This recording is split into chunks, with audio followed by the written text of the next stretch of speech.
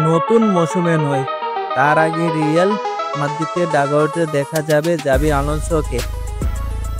Real মাদ্রিদে তার আগমন ঘিরে অনেক আগে থেকেই আলোচনা চলছিল, তবে এবার আনুষ্ঠানিকতা অপেক্ষাও শেষ। ক্লাব বিশ্বকাপ থেকে লস ব্লাঙ্কোদের কোচিংয়ের দায়িত্ব নিতে যাচ্ছেন সাবেক স্প্যানিশ মিডফিল্ডার। 3 বছরের চুক্তিতে জাভিকে দলে এনেছেন রিয়াল মাদ্রিদ। ফুটবল দল বদলে বিশ্বস্ত সূত্র ফেব্রিজিও রোমানো তার হিয়ার উই গো সিগনেচার দিয়ে খবরটি নিশ্চিত করেছেন।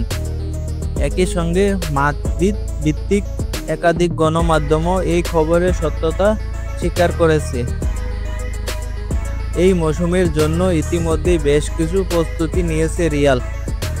লিভারপুল থেকে ইংলিশ ডিফেন্ডার ট্রেন্ট আলেকজান্ডার-আর্নল্ডকে দলে টানা এবং এবার কোচ হিসেবে জাভিকে আনার মাধ্যমে সেই পরিকল্পনা ধারাবাহিকতা বজায় রাখছে ক্লাবটি। জাভি আলোনসো মাদ্রিদে ফেরা মোটামুটি নিশ্চিতই ছিল, কিন্তু তাকে ক্লাব বিশ্বকাপে পাওয়া যাবে কিনা তা নিয়ে ছিল প্রশ্ন। অনেকেই ধারণা করছিলেন অন্তর্বর্তী কোচের অধীনেই বিশ্বকাপটা খেলবে মাদ্রিদ। এমনকি এজন্যই কিছুদিন আগে কার্লো আনচেলত্তিকে রেখে দেওয়ার চেষ্টা করেছিল ক্লাবটি।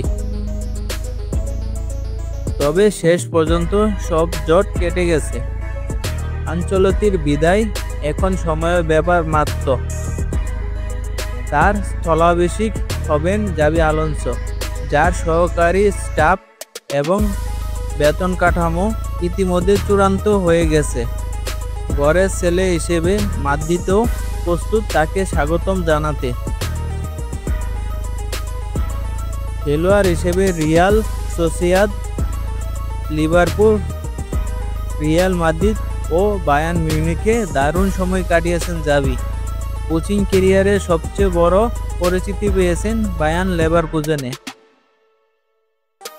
যেখানে তিনি ক্লাবটিকে এনে দিয়েছেন বুন্দেসলিগা ও ডিএফবি পোকাল শিরোপা, আর সেটাও আবার পুরো মৌসুমে অপরাজিত থেকে। যদিও ইউরোপা লিগের সাফল্য ধরা দেয়নি, লেভারকুজেনের সেই রূপকথার মতো গল্প শেষ হয়েছে সম্প্রতি, আর সঙ্গে সঙ্গে নতুন অধ্যায় শুরু হতে চলেছে রিয়াল মাদ্রিদের ডাগআউটে।